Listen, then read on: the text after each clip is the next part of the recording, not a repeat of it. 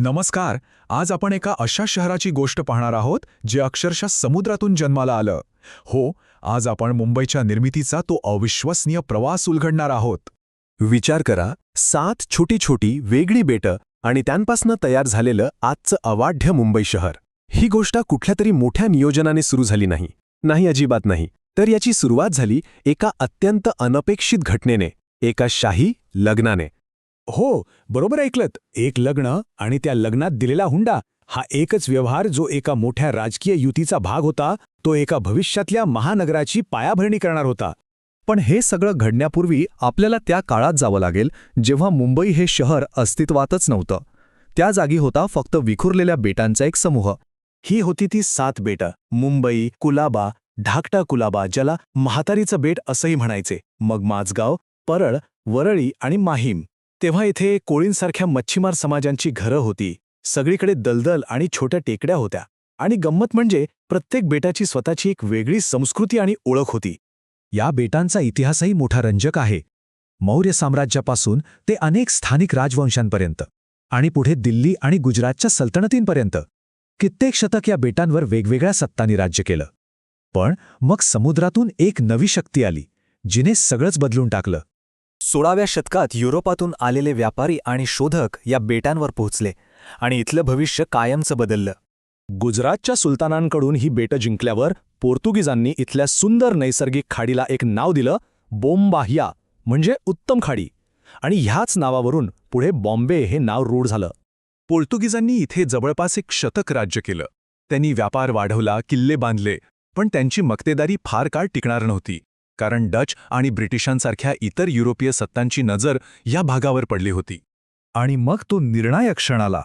ही वेळ कुठल्या युद्धाची नव्हती, तर एका लग्नाची होती. एक असा विवाह करार जो भीती आणि राजकीय महत्वाकांक्षेतून जन्माला आला होता. झालं असं की डचांची ताकद समुद्रावर खूप वाढत होते. पोर्तुगीजांना भीती वाटू लागले. मग त्यांनी ब्रिटिशांशी युती करायचं ठरवलं आणि त्यासाठी इंग्लंडचा राजा चार्ल्स दुसरा आणि पोर्तुगालची राजकुमारी कॅथरीन यांचं लग्न ठरलं. या लग्नात पोर्तुगालने ब्रिटिशांना हुंडा म्हणून ही 7 बेटं देऊ केली आणि 1661 मध्ये या बेटांचं नियंत्रण ब्रिटिशांकडे आलं.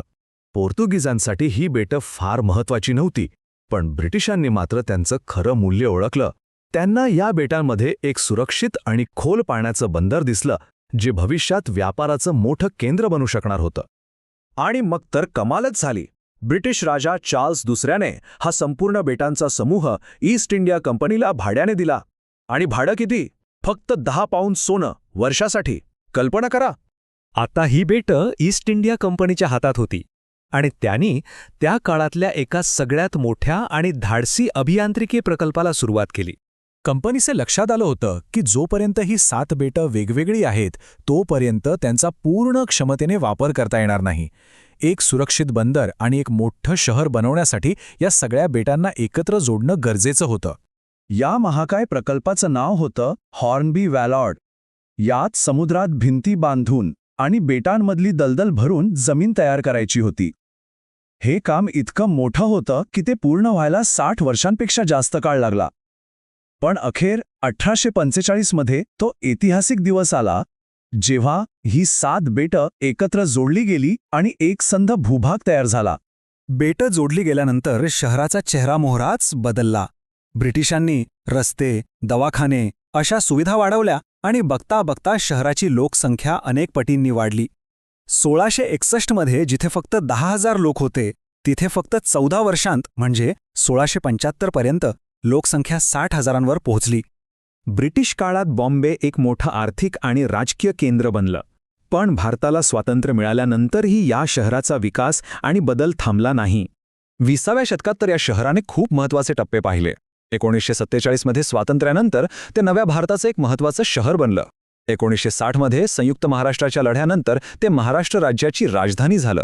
आणि शेवटी 1995 मध्ये शहराला त्याचा मराठी वारसा परत मिळाला आणि त्याचं अधिकृत नाव मुंबई असं झालं.